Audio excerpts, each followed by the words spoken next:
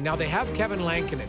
The one thing that was pointed out to me, Demko got an $8.5 million extension. It kicks in next year.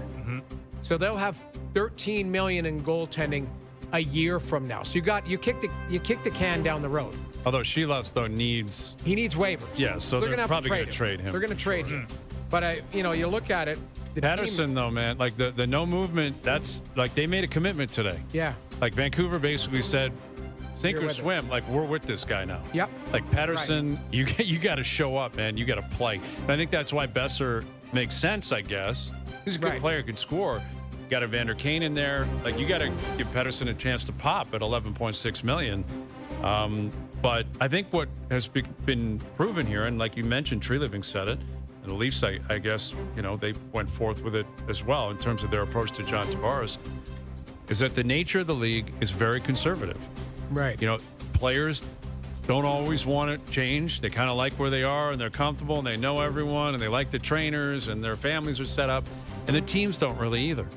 Like, Florida, I can make sense of. Florida, of course. You tried to keep all your guys. You found a way to do it. At some point, you run into cap hell, but whatever. You're in the midst of a dynasty right now. Yeah, go ahead. But, the Leafs are like, we got to find a way to keep Tavares. They did that. Very good deal. Very good contract. But still, they were afraid of life after John Tavares, especially if you compound that with Marner leaving.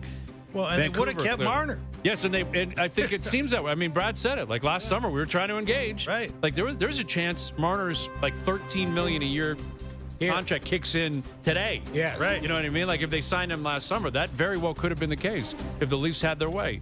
Vancouver's like, we don't want it. We'll keep Besser. We're going to keep Garland. Winnipeg's trying to keep Ehlers.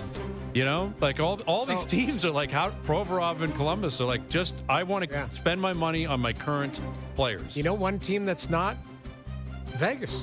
Vegas is not shy to go big game hunting and take big swings. Like Jonathan Marchessault, we couldn't make it work. Away you go. We'll bring in Hurdle. You heard that Hurdle was being dangled. Right. All of that type of stuff. Like you mentioned it, Alex Pietrangelo will be a huge blow to their back end. But, they've had massive turnover. And not just players. It's been coaches. It's been, you name it. They are a business. And that's how they work. That's how they conduct their business. Other organizations, it's just, you're right, fall in love with the player. Hey, let's make this work. Afraid to live without the players. So I don't know. What's the winning formula?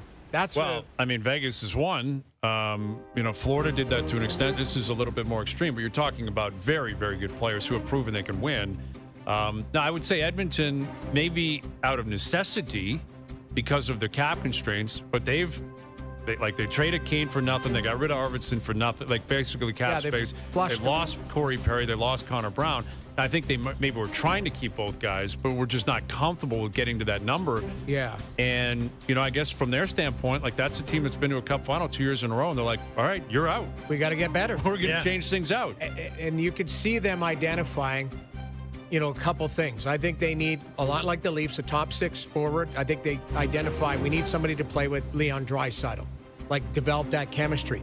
And I think their goaltending, when your manager comes out and says, we're looking at it, there's only two guys in that position. Yeah, exactly. You're looking at it, but if it's not there, I still believe it's going to be there, but it might be 20 games into the season. It might be by Christmas. They might change out their coaching staff. Glenn Gulutzon, and not Chris Knobloch, he's done a great job, but Glenn Gulutzon now in Dallas. Paul Coffey, what does he want to do? All their contracts are up. I think their goaltending coach, they're looking at that. I think there's going to be change there, but it's not happening on July 1st, like everything. And they do have to be proactive.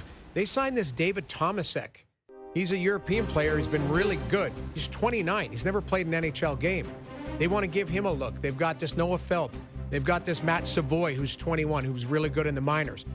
We haven't brought up Easton Cowan's name once. Well, that's going to be an interesting element to this. Like, is Cowan a guy that is he ready to play? I wanted to ask Tree, but I wasn't. We just ran out of time. Yeah, it is a very important point. It's a conversation, I think, to bring up. Like, could he be someone that steps in? And I don't know if he's ready for the top six, but can he crack the lineup and then start from there? Push, yeah.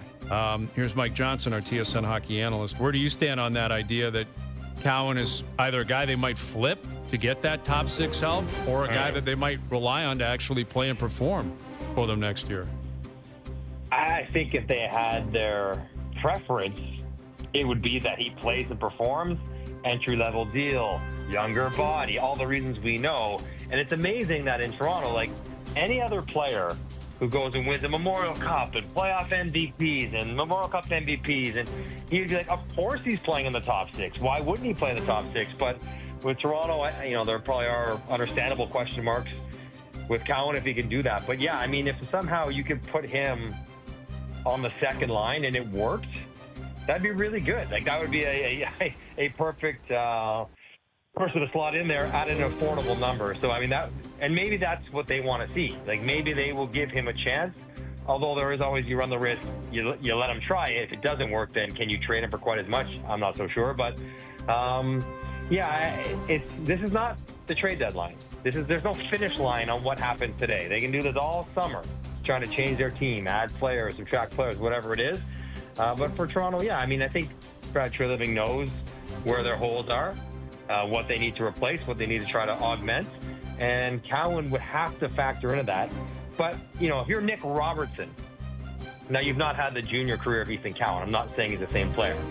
But he might be saying, listen, I can score at the NHL level. Like, give me a look, too. Like, I think there's a few guys that might be wanting to angle for some of those good minutes. So, Johnny, we just talked about the luxury of time. Mm-hmm. The one thing that I haven't, really been able to identify is what team is willing to not blow it up, but willing to part with players that are good players. Like everybody seems to be like, hey, we can take another step here this year. And I understand San Jose wants to get better. Chicago wants to get better. But they're not going to be playoff teams this year. So is there a team that you would identify that maybe Toronto would circle and say, give them 10 to 20 games and they'll be selling? Whether it's Pittsburgh or, maybe an organization that we're not focusing on that believes they're not a playoff team, but they're trying to at least sell to their ownership, to their fan base. We're going to give these players a run and see how it unfolds in the first 20 games of the season. Well, I mean, I think the obvious answer, Noodles, is the one you mentioned, Pittsburgh. Yeah. Like, they have Brian Rust and Ricard Raquel. Yeah. Both are legit top six wingers. Both can score 30 goals when playing with good players. Both have decent contracts that the Leafs or any other team could probably absorb if you move out a little bit of money. And if you give them picks and prospects and good young players like an Ethan Cowan caliber player, you could get that guy. You could get him now probably if you wanted, but maybe you wait 10 or 20 games and Pittsburgh realizes they're not going to make it again.